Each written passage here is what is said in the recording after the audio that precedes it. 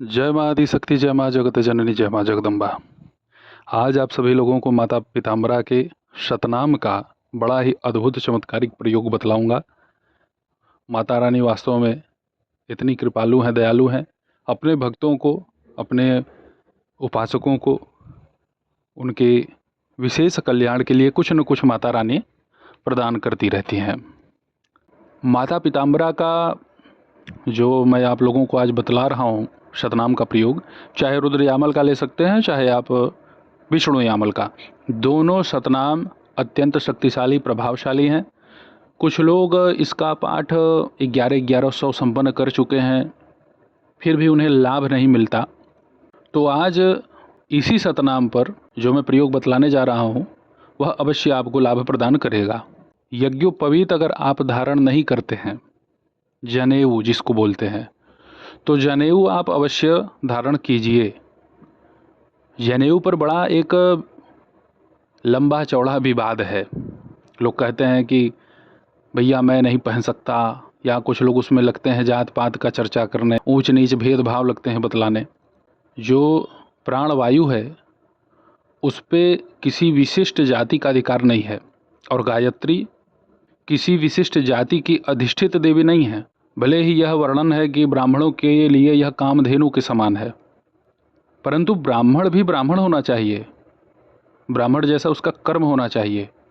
केवल ब्राह्मण योनि में जन्म गए और उसी अभिमान में कि भैया हम ब्राह्मण हैं, दिन भर गलत काम में लगे हुए हैं, और जब मौका मिला जनेऊ पहन करके चल दिए। अपने ऊपर लांछन लेने का कार्य न करें।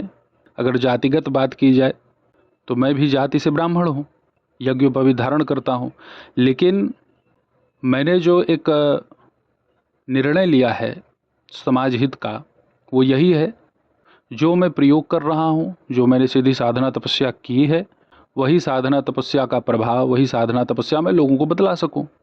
लोग इधर उधर ना भटकें, अपने स्थान पे ही, अपने गृहपिंड में ही वह अपने समस्याओं का समाधान कर सकें। यज्ञोपवीत अवश्य धारण करना चाहिए, क्योंकि बिना जनेऊ धारण किए मनुष्य की साधना सफल नहीं होती। यदि आप बिना यज्ञोपवीत धारण किए किसी से जाकर के दीक्षा भी ग्रहण कर लें तो भी आपकी दीक्षा अधूरी ही रहेगी। भाई आपके पास रिवॉल्वर है, बुलेट है, उसमें चला सकते हैं आप, लेकिन लाइसेंस नहीं है, पकड़े जाने पे सज़ा निश्चित होगी। तो यहाँ पे यज्ञोपवीत अति आवश्यक है, अति अनिवार्य है विशिष्ट शक्ति प्राप्त करने में। ऐसा नहीं है बिना यज्ञोपवीत के कोई भी साधक तपस्वी उच्च स्तर की शक्ति को अर्जित नहीं कर सकता। अब भाई जिसके ऊपर महामाई की कृपा है, जिसका प्रारब्ध बहुत ही सुंदर हो, वह निष्पाप रहा हो, तो कम ही समय में बिना यज्ञोपवीत के, बिना किसी गुरु के मार्गदर्शन के वह सिद्धि प्राप्त कर लेता है। क्योंकि वो उसके पूर्व जन्मों की जो सारी शक्तियां हैं वो एक जगह आकर के स्थिर हैं।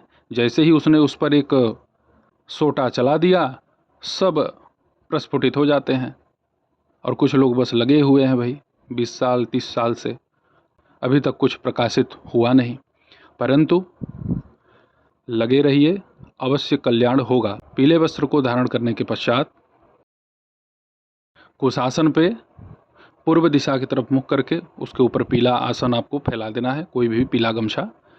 घी का दीपक आपको प्रज्वलित करना है, और जिस भी बाती का प्रयोग करें वह पीला होना चाहिए। उसे हल्दी से आप पीला करके सुखा लें और उसी बाती का प्रयोग करें। जब भी दीपक को आप प्रज्वलित करके रखें अपने सन्मुख माता के निकट में, तो उसके नीचे पीली सरसों, आप या तो चावल को पीला करके थोड़ा सा, अथवा पीली सरसों, उसे उसके ऊपर ही दीपक को प्रतिष्ठित करना है। माता पीताम्बरा के सतनाम को आपको संपुटित कर देना है 3 बीज अक्षर से। जो आप पाठ कर रहे हैं पाठ वही होगा जैसे आप कर रहे हैं, लेकिन मंत्रात्मक स्वरूप दीजिए उसको। स्तोत्र पाठ करते हैं तो स्तोत्र पाठ को आप नामावली में परिवर्तित कीजिए। कहीं ना कहीं इसका नामावली भी आपको उपलब्ध होगा। कुछ लोग नामावली का ही पाठ करते हैं, ओम बगला मुख्य नमः, ओम ब्रह्मास्त्राय नमः, इस भांति कुछ लोग पाठ करते हैं। और कुछ लोग हैं स्तोत्र का पाठ करते हैं। तो जो नामावली है उसमें आपको क्या करना है, ओम ह्लीं ग्लौं धूम बगलामुख्य नमः, इसी भांति प्रत्येक नामों के आगे आपको यह 3 बीजाक्षर प्रयोग करना है। यदि इस तरीके से अगर आप पाठ करेंगे तो ये आप मान के चलिए कि आपके घर में उपस्थित घोर विपत्ति, जो भी दारुण कष्ट आपको मिल रहे होंगे, भूत प्रेत पैशाचिक जो भी दिक्कतें होंगी, उनको पलायन कर जाना है। ये तो मैं काफ़ी आपको सौम्य स्वरूप बतला रहा हूँ। इसमें 9 बीजाक्षर तक का प्रयोग होता है। यही सतनाम, बहुत लोग सतनाम के गोपनीयता को प्रकट नहीं करते। लोग ये सोचते हैं कि बतला देंगे तो फिर हमारे यहाँ लोग आएंगे कैसे, इसीलिए मैं यहाँ यूट्यूब पे आया हूँ। गोपनीयता उतनी ही रखनी चाहिए जितना में ऋषि महर्षियों का श्राप ना लगे, और इतनी भी गोपनीयता ना रखी जाए कि जो जिज्ञासु जन है उनकी जिज्ञासा ही शांत न हो। भाई व्यक्तिगत रूप से मैं किसी को ऐसा तो समय नहीं दे पा रहा कि आप मुझसे बात कीजिए, मैं 2-2 घंटा आपको समय दूंगा, ऐसा तो मैं भी नहीं कर पा रहा। लेकिन मैं समभाव, जो मेरी विचारधारा है, मैं सबके प्रति एक ही भाव रखा हुआ हूँ कि भाई जो मुझे अच्छा लग रहा है, जिससे मैं ये समझ रहा हूँ कि भाई जो मुझसे जुड़ा है उसका कल्याण होगा या हो रहा है, मैं वही प्रयोग तो आप सभी लोगों के सामने प्रस्तुत कर रहा हूँ। तो इस तरीके से अगर आप इसका पाठ करते हैं कम से कम 3 महीने, 6 महीने, 1 वर्ष, इसमें 40 दिन 41 दिन का अगर आप पाठ करते हैं तो वही एक अनुष्ठानिक प्रक्रिया होगी। कभी कभी लोगों को लाभ 11 दिन में, 21 दिन में ही मिल जाते हैं, कुछ लोग को 7 ही दिन में मिल जाता है, और कुछ लोगों के ऊपर तो भैया माई की कृपा ऐसी होती है कि प्रथम दिन में ही पूर्णतया आनंद आ जाता है। अब वो तो माँ की कृपा के ऊपर निर्भर करेगा, कैसे रीझ जाए, कब प्रसन्न हो जाए। तो इस प्रयोग को करते ही आपके सारे संकट, सारे कष्ट, दुख नष्ट हो जाएंगे। बड़ी से बड़ी विपत्ति जो घर में बनी हुई है, जो नष्ट ही नहीं हो पा रही है, बहुत सारे प्रयोग आप करके थक चुके हैं, तो माता के इस अचूक, अत्यंत ही चमत्कारिक सतनाम के इस गोपनीय प्रयोग को आप करके लाभान्वित हो सकते हैं। भैया देखिए, जो लोग लाभान्वित होते हैं, मुझसे बतलाते हैं, तो उन्हीं के अनुभव के आधार पर मैं आप सभी लोगों के सामने उस गोपनीय साधना को प्रस्तुत कर देता हूँ कि भाई जिससे 10 लोग सही हुए, हो सकता है उससे 100 लोग सही हो जाएं, उससे 500 लोग सही हो जाएं। अगर माता की ऐसी ही कृपा रह जाए तो हो सकता है उससे अनंत लोग सही होंगे। इस सतनाम के नामावली से आप हवन भी कर सकते हैं।